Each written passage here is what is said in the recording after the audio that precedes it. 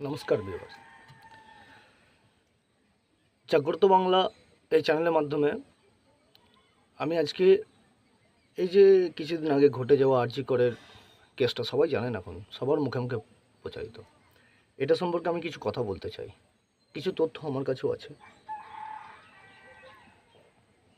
আচ্ছা, এত কিছু হলো, লাভ কি কিছু হলো? কিছুই হলো না। কারণ এটাই আমাদের সরকার, আমাদের রাজ্যের।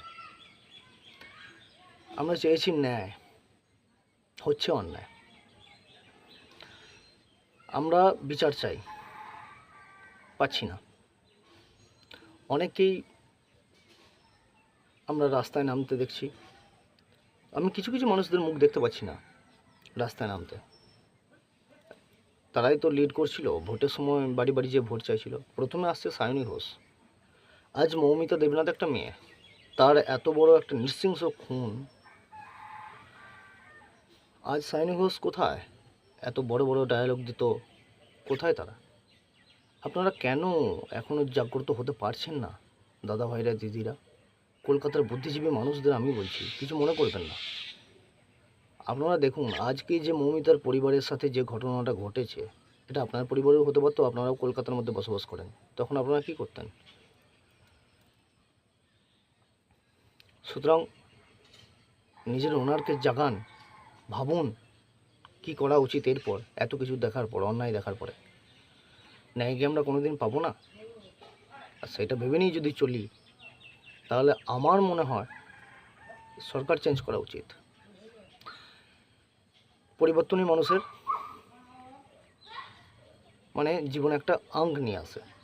পরিবর্তন, সব কিছু পরিবর্তন হচ্ছে, আজকের জেনারেশন পরিবর্তন, সব কিছু পরিবর্তন। তো আমরা কেন সবাই মিলে রাস্তার ধারে আর এইভাবে না গিয়ে, যখন বিচার পাচ্ছি না, সবাই মিলে একটা ডিসিশন নিই না, সরকার পরিবর্তন, তাহলেই তারা টের পাবে। আমার তো সেটাই মনে হয়। আজকালকার যুগে একটা মুদিখানা দোকানে, কোনো কাপড়ের জামা প্যান্টের দোকানে সিসিটিভি থাকে। আরজি কর হসপিটালের মতো একটা এত বড় হসপিটালে সেমিনার হলে সিসিটিভি নেই? সেমিনার হলেই তাকে খুনটা হতে হলো। কারণ কারণ জানা ছিল আগে নিশ্চয়ই যে ওখানে সিসিটিভি নেই। সো ইটস প্ল্যান মাফিক। আমার মনে হয় না ওই মৌমিতা কিছু জানতে পেরে গিয়েছিল যে আরজিকর হসপিটালে আজকালকার হয় না কিডনি পাচার, অনেক কিছু হয়, এসব মনে হয় হচ্ছিল। ডাক্তারদের তো আজকাল এইসব শিক্ষা দেওয়া হয় না যে মানুষদের চিকিৎসা করা হোক, সেখানে হয় কীভাবে কিডনি পাচার করা হয়। কিছু কিছু ডাক্তারদের বলছি, সবাই নয়। অনেকেই এখনও ভালো ডাক্তার আছেন, কারণ মৌমিতা দেবনাথ উনিও একজন ডাক্তার ছিলেন। ডাক্তার মানুষের জীবন বাঁচায়, তো এটা 10টা মানুষের জীবন বাঁচায়। 10টা কেন, অনেক রুগীকে ভালো করে, 100টা হতে পারে, অনেক হতে পারে, আমি লিমিট বলতে পারবো না। সেই জায়গায় 10জন মানুষ ওনার প্রাণটাই কেড়ে নিলেন। এটা কি, আমার দাবি হচ্ছে সরকারের কাছে, প্রশাসনের কাছে, যে এটা কি ঠিক হলো? মুখ্যমন্ত্রী কোনো একটা সভায় হয়তো বলেছেন, আমি শুনেছি, যে মহালয়া আসছে, দুর্গাপুজো আসছে, সেখানে আমরা আনন্দ করব কোথায়? সকাল থেকে এই ঘটনা নিয়ে ব্যাস টিভিতে শুধুই ফ্ল্যাশ করা হচ্ছে। তো এটা কেন করা হচ্ছে? আপনি এইটা কিভাবে বলতে পারছেন? একটা মেয়েকে এত নির্মমভাবে হত্যা করা হলো, তারপরেও এসব কথা বলতে আপনি একজন মহিলা হয়ে বিবেকে বাঁধে না আপনার? আবার সরকার বলছে নাকি 10 লাখ টাকা দেবে ধর্ষণের ধর্ষণের পরিবারকে। এটা কতটা হাসির কথা ভাবুন। আজকে যদি আপনার কাছে 1 কোটি টাকা থাকে, বা আমার কাছে 1 কোটি টাকা থাকে, তার আমি 10 জন মেয়েকে রেপ করে খুন করতে পারি। আবার যদি আমার মাথার উপরে কোনো বড় বাবুর হাত থাকে, আরামসে 10টা মেয়েকে রেপ করে খুন পর্যন্ত করে দিতে পারি। 10 লক্ষ করে টাকা দিয়ে দেবো 10 জনকে, 1 কোটি টাকা। ভাবুন দেশটা, আমাদের রাজ্যটা কোথায় যাচ্ছে ধীরে ধীরে। অনেক তথ্য শুনলাম, এখানে আবার নাকি রাজনীতি নিয়ে আসছে, যে বিজেপি, বামফ্রন্ট, আমি কোনো রাজনীতির পক্ষে নই, আমার কাছে তো সবাই এক, সব। কারণ কথায় আছে না, লঙ্কায় যেই যায় সেই রাবণ হয়, কথাটা কিন্তু এর পিছনে অনেক রিসার্চ করে বলা হয়েছে কথাটা। আমাদের রোদ্দুর রায় গালাগালি দিচ্ছেন, একদম ঠিক করছেন। কি করবে মানুষ, করবেটা কি? আজ আমার মনে হয় এই 1,000 টাকার জন্য দিদিভাইরা, মাসিরা বিক্রি হয়ে যাবেন না। আপনার হাজব্যান্ড 1,000 টাকা কিন্তু ইনকাম করে আপনাকে খুশি রাখতে পারে। সাইকেল দেখছেন যে সাইকেল দিচ্ছে, আমরা আমাদের সময়ে বা আপনারা কি পায়ে হেঁটে পড়াশোনা করেননি, নাকি আপনাদের পড়াশোনা হয়নি, নাকি আপনারা চাকরি করছেন না, জীবন চলছে না, নাকি আপনাদের একটা সাইকেল কিনে দেওয়ার মতো ক্ষমতা নেই? সব আছে, বিক্রি হয়ে গেছেন, মন বিক্রি হয়ে গেছে। ডিসিশন আজকে নিচ্ছেন রাগের মাথায়, কাল আর থাকছে না। কারণ মানুষের রাগ কমে গেলে চিন্তাধারা পাল্টে যায়। এটাই আমাদের বাংলার মানুষেরা প্রমাণ করে দিচ্ছে।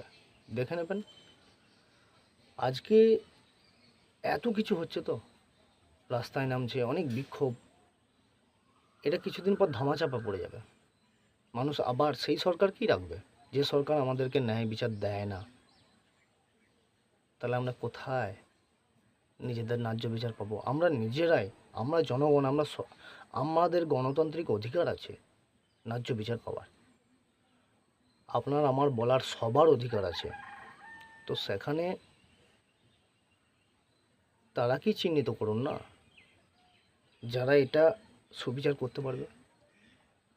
অন্যান্য দেশে দেখুন না কেন, আমেরিকা বলুন, স্পেন বলুন, পর্তুগাল বলুন, জার্মানি বলুন, ইটালি বলুন, এই সমস্ত দেশে রেপ কেস শোনা যায় না।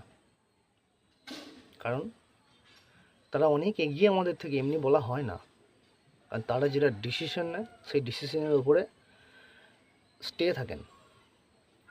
তাদের সরকারকে সেইভাবেই গঠিত করা হয়েছে।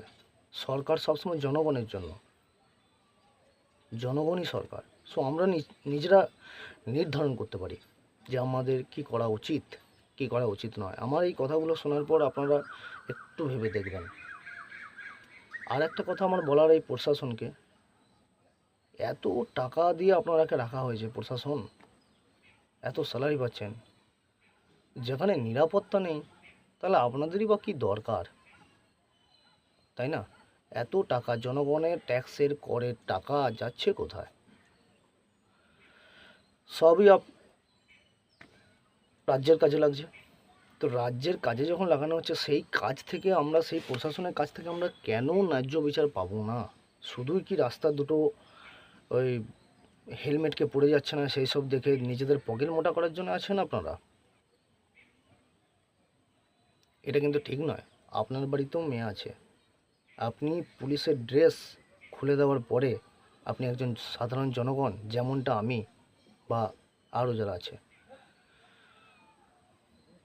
একটু ভালো করে আপনারাও ভাববেন। রাগের মাথায় কথাগুলো নেবেন না।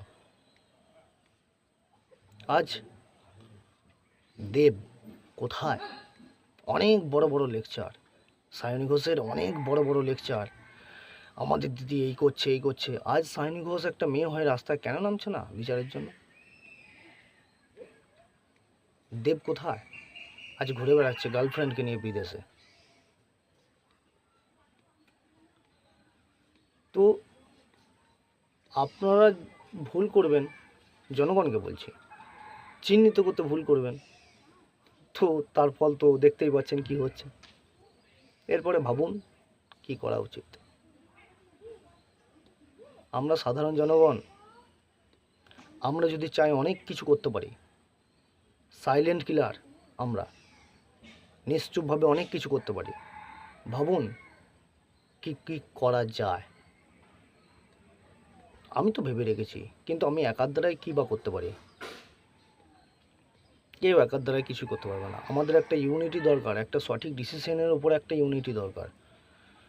যে ইউনিটিটা বোধ হয় আজকের যুগে আর নেই। সবাই নিজের নিজেরটা দেখছে।